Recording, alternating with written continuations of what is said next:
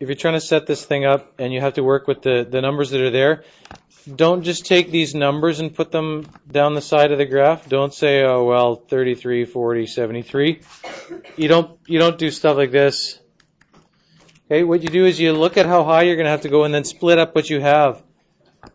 Highest number of points here is 73, so certainly if I went up to 80, that would be good, right? Let's say I made each couple squares 10. So that could be 20, 30, 40, 60. Remove my word, points. 60.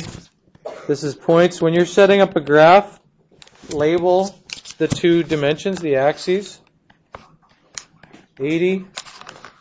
You probably want to spread it out as much as possible. I know that some of you may have done this, right, and just made every square 10 or something like that. It's probably better to spread it out as much as possible, right? So if I do that, that's about as spread out as I can do it. Because if I spread it out more, like if I went to this, I'd start to run out of space, right? You don't want to go off the top of the grid. So likely wherever I had it there was probably the best I can do, right? If you want to draw your bars then, let's do something like this then. Okay, let's make, whoops, that's not what I want. Definitely not what I want. We'll go with blue for which player? Blue for, what are the two players? Horkoff and Jared Stoll. Edmonton Oilers, we might as well go with blue and orange, right? So we'll go with blue for Sean Horkoff. Let's make this a bit thicker here. Why does it keep doing that? That's not what I want. Okay, this is what I want. I want to do that. I want to click on here. And I want to draw... Why are we doing this? There we go.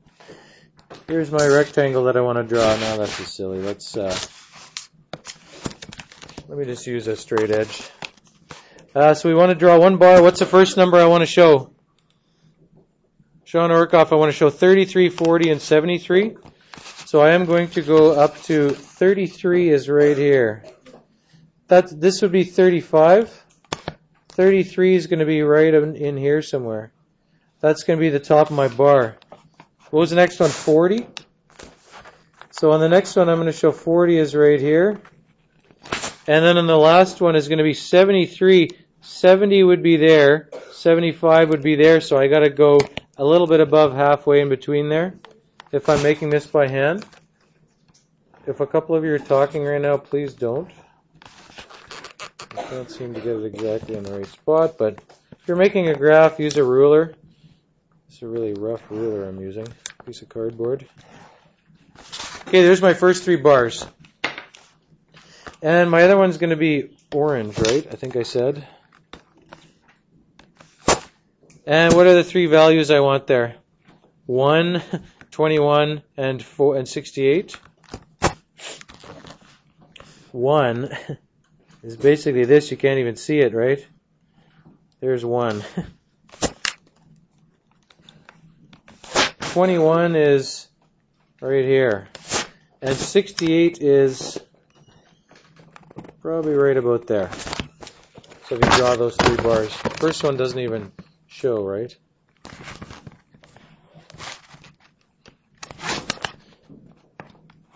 Okay, that takes a while to make that, but... Okay, but there's a double bar graph. Which player shows the most improvement in total points? Yeah, Stoll. Now, to finish this off, I should have said that is Jared Stoll and that this is the other guy, Horkoff, right? You should put a scale there, or a legend to show what's what. You should actually put a title as well and say comparison of points for two Edmonton Oilers players or something. Points comparison or something like that.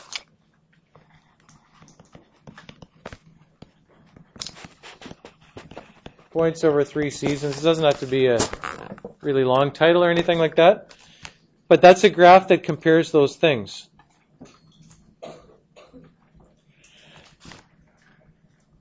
Now, this is getting into something we're going to look at in a future lesson here is this a fair way to assess, is this a fair way to assess a player's worth? Is this a good way to show these things here? Like, what does it look like has happened here? Who's a better player? It looks like here that Horkoff is a far better player. But what this graph is not showing is something that was presented in the data. What is it not showing? What is it not showing? Yeah, how many games he played? 78 games, 33 points.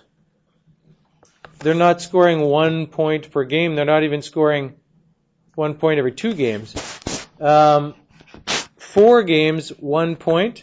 This is only 4 games. Is it as bad as it looks here in this season?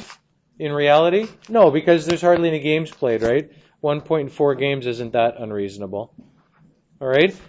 If you're talking about improvement, it's hard to tell from that kind of a graph. If you wanted, you could show, if you really wanted to show a comparison of per game, you might have to graph something different. You could graph something different in this case if you wanted to. Instead of just doing total points, what could you graph instead? What other comparison could you do, or what other data could you graph? Is there a way you could compare these things? Those two numbers? Do you know that they compare sometimes? They do something called points per game. They divide those things, and it gives you a number here like 0 point something or 1 point something, and it tells you how many points per game to make that comparison. The last question here says, would 2 circle graphs be effective to display the data? I'm actually going to refer you to the textbook for this because there are already 2 circle graphs made for that, if you would like to look at that. There's two circle graphs for that. Does that effectively show what you're wanting to show? If you're trying to show improvement over the 3 seasons or compare the people over the 3 seasons, this doesn't really allow you to compare over the 3 seasons because all it shows is what fraction of the points were scored in each of the seasons. This just shows that in season 3, Horkoff's almost half of the points came in season 3, whereas for Stoll, almost like 3/4 of the points came in season 3. That doesn't show comparing the 2 of them season to season, right? This shows comparing the 2 of them season to season here. Okay, so when you're choosing different kinds of graphs, you think about what's involved there. All right? Anyways.